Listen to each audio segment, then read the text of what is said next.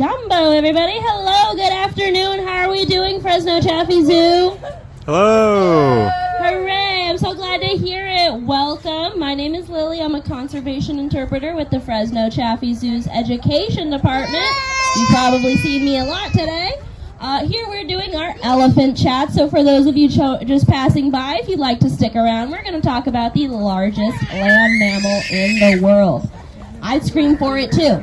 I think they're great. Now, how many of you, raise of hands, have actually been to the African savanna before? Nobody? I'm a liar. I raised my hand. I've never been. That's okay. The African savanna is really difficult to access for a variety of different reasons, which is why here in the heart of Fresno, we are so lucky to have our very own savanna. And it's all thanks to our local community has put in all that hard work. Even those who are from out of town are also putting in the hard work today. You may be wondering, well, how are we doing that? It's all thanks to Measure Z. Measure Z was passed once again last year. And what it does is it allocates a small portion of the local sales tax to come directly to the zoo, where we're able to create these amazing interactive exhibits. Such funded projects include our award-winning Sea Lion Cove, African Adventure, and our upcoming Kingdoms of Asia, which will be opening in March of this year.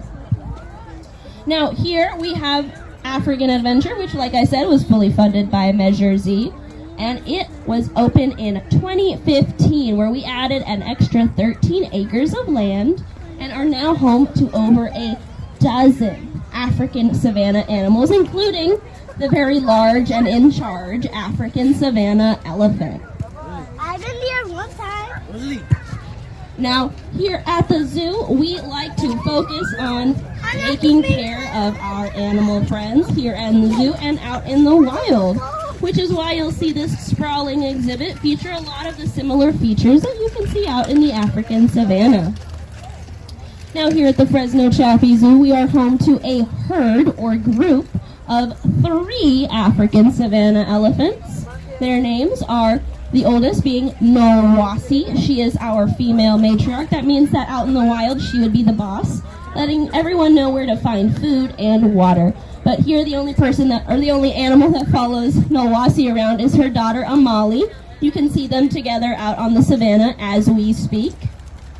Amali is our younger female elephant. She is Nowasi's daughter, and she's very playful and energetic, as you might notice with her favorite activity, pick up the stick. Now, I mentioned that there are 3 here, and there's one more that you might not notice at the moment, but he'll come out at some point today, and that is Mabu. He is our male elephant. He is a whopping 12,000 pounds.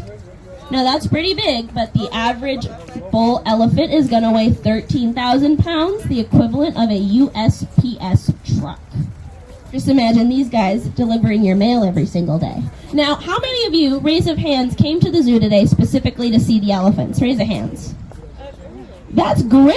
I'm excited. Well, these guys are a charismatic megafauna, and what that means is that their large features and wide cultural appeal make them a symbol for conservation for their species and their environment.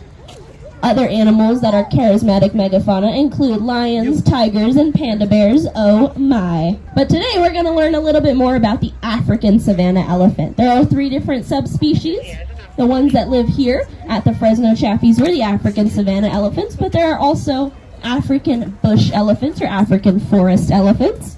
And in a lot of other zoos, you will be able to see an Asian forest elephant. One of the big features that you'll be able to notice on an elephant first is those ears. Their ears allow them to hear other elephants up to a mile away. So they can hear me telling them, you guys are doing a great job.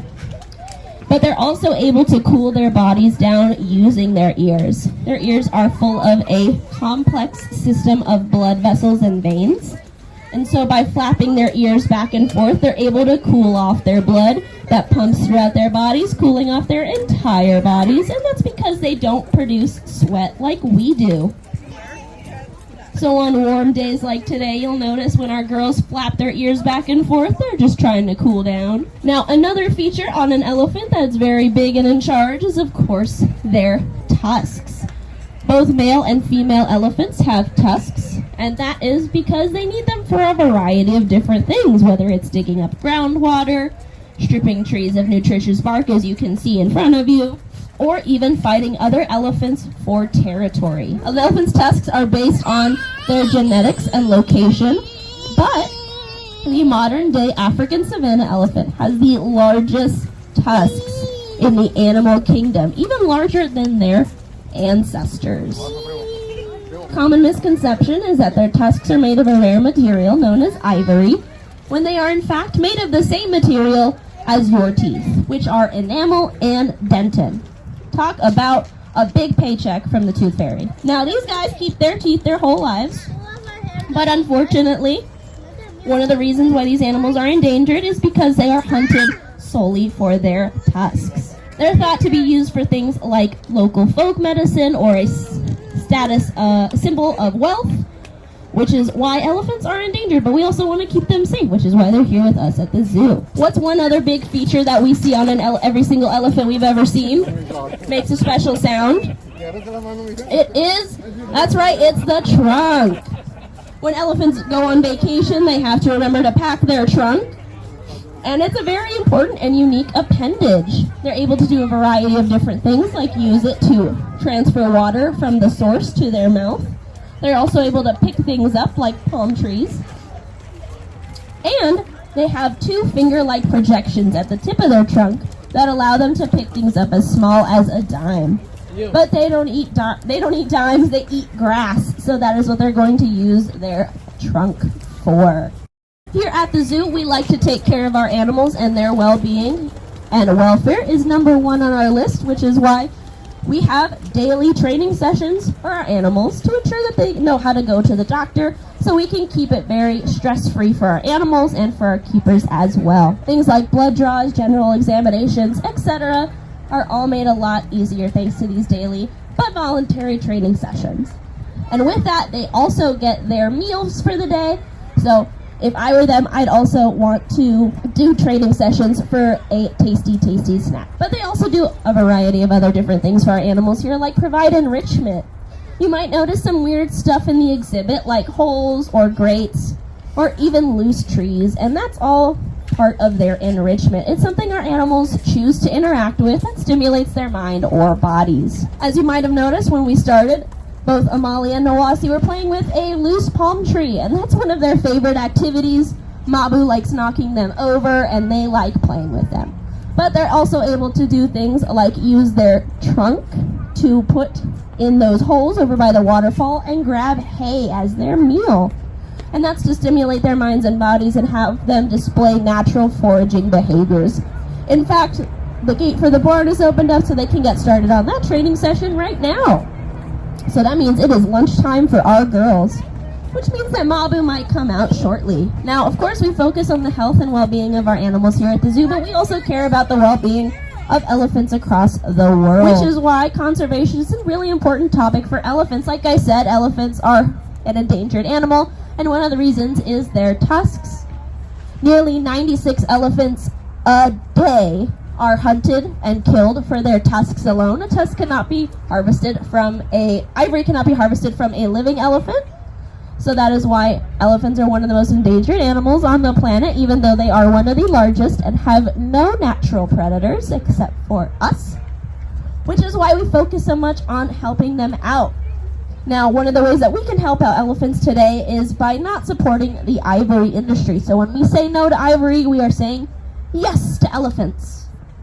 Now, another thing we can do if we're not thinking of going shopping anytime soon is something you're already doing today, which is supporting your local aquariums, associations of zoos and aquariums institution. That's us here at the Fresno Chaffee Zoo.